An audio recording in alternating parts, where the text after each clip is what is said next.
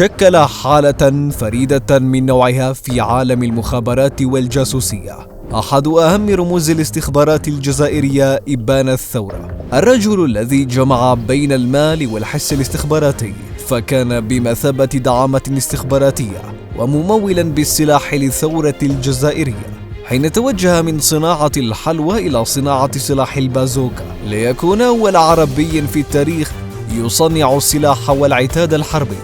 الدبلوماسي السري الذي نسج علاقات على مستوى العالم أشبه بشبكة العنكبوت، والذي تنبأ بسقوط الاشتراكية والاتحاد السوفيتي، فكان موقنا بأن الهيمنة العالمية ستكون أمريكية، ليكون له أيد في معظم الإدارات الأمريكية، بدءا بالرئيسين السابقين نيكسون وجورج بوش الأب، وصولا لمدير وكالة المخابرات الأمريكية، ليكون بمثابة عين الجزائر في أمريكا.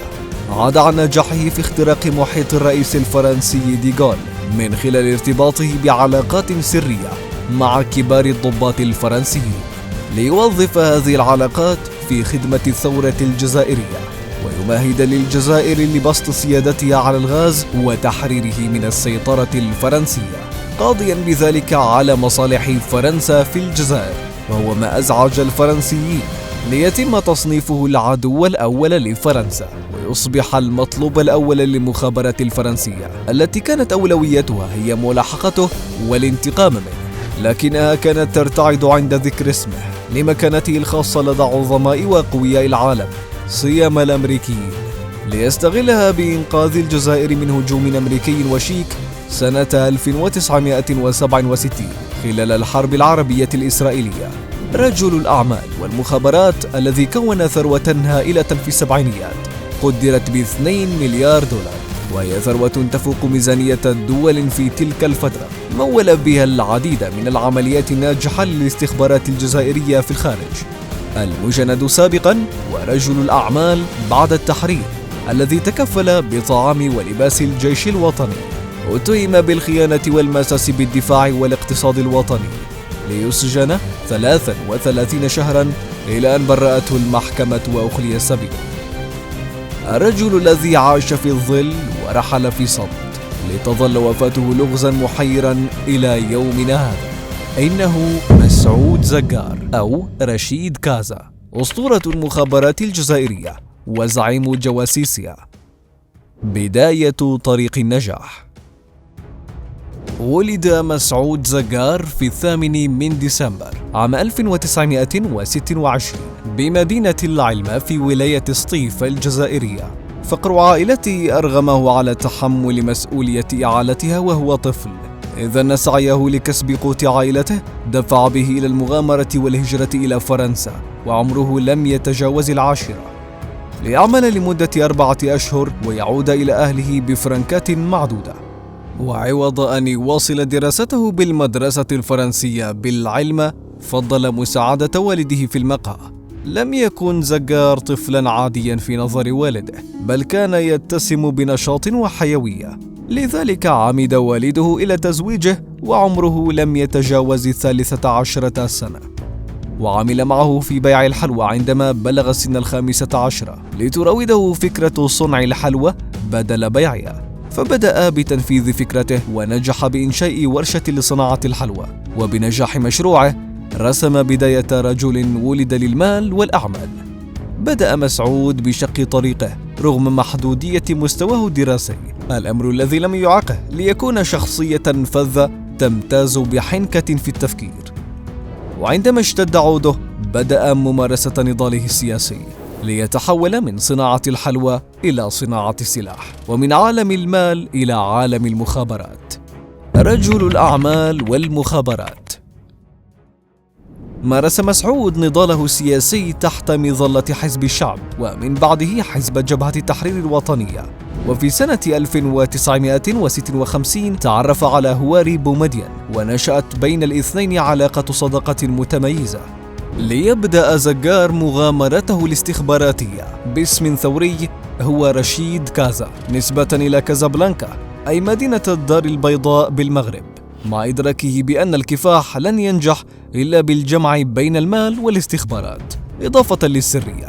فلم يكن يعلم أحد ما يدور في عقله، وحتى أصدقاؤه المقربون لم يعلموا من أسراره إلا القليل. مجندا نفسه لخدمة قضية بلده الوطنية، فكان أهم مورد استخباراتي يمد الثورة بالمعلومات لمواجهة الفرنسيين، وأول من عمل في صناعة السلاح ومول الثورة بالعتاد الحربي الحديث، كما أدرك بأن القوة والنفوذ بيد الأمريكيين وأن المستقبل للرأسمالية. بأفكاره هذه اعتلى عرش الاقتصاد والسياسة ومد نفوذه عبر الأقطار، ووطد صداقات مع دول وشخصيات وازنة عالميا كالرئيس الأمريكي السابق نيكسون وجورج بوش الأب. إتقانه للغة الإنجليزية وكثرة احتكاكه بالضباط الأمريكيين الموجودين بالقاعدة الأمريكية في المغرب مكنه من اختراقها إلى حد توظيف أحد أصدقائه بها، حيث اكتسب خبرة واسعة في مجال السلاح وأجهزة الاتصال التي حصل عليها فيما بعد بالتواطؤ مع بعض الضباط الأمريكيين. كان زجار بمثابة النواة لشبكة مخابرات لعبت دورا بارزا في الاستعلام الحربي، بعد خلقه علاقات في محيط الرئيس الفرنسي ديغول، وفي كل مرة كان يزود قيادات الثورة بمعلومات سرية للغاية. أما نقطة التحول لزجار والثورة الجزائرية كانت عندما قام بإنشاء مصنع سري للسلاح في المغرب، فلا ملك المغرب ولا أي شخص مغربي كان يعلم شيئا عن موقع هذه المؤسسة النادرة في الوطن العربي. فظاهريا كان المصنع يبدو مختصا في صنع الملاعق والشوكات، ويعمل به عمال أجانب من دولة المجر، لكن المستودعات الخفية كانت المكان المخصص لصنع سلاح البازوكا، ومن حرصه على سرية عمله لم يوظف فيه إلا المقربين منه وأبناء منطقته.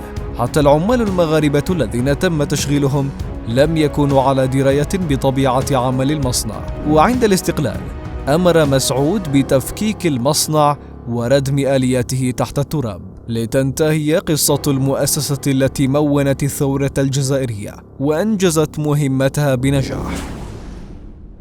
زعيم الجواسيس. كان لدى زجار عملاء أمريكان يتجسسون لصالحه، وساعدوه وقدموا له معلومات مهمة لقيادة الثورة، وأخرى أخبروه عن عمليات اغتيال وتجسس، لكن أهمها تلك التي أنقذ بها الجزائر من هجوم أمريكي وشيك سنة 1967 خلال الحرب العربية الإسرائيلية، عندما كان الأسطول الأمريكي يحوم في البحر المتوسط بالقرب من مدينة شرشال الساحلية. لكن بفضل تحركات وتواصل زجار مع القيادة الأمريكية غادر الأسطول المكان، وتم تجنيب الجزائر الكارثة بسلام. وبعد فترة وجيزة حيك ضده مؤامرة دخل على إثرها السجن، لكن المحكمة برأته. حينها فهم زجار أن العملية مدبرة له، لينتقل زجار للعيش بإحدى فنادقه في العاصمة الإسبانية مدريد، وهناك فارق الحياة في 21 من نوفمبر عام 1987.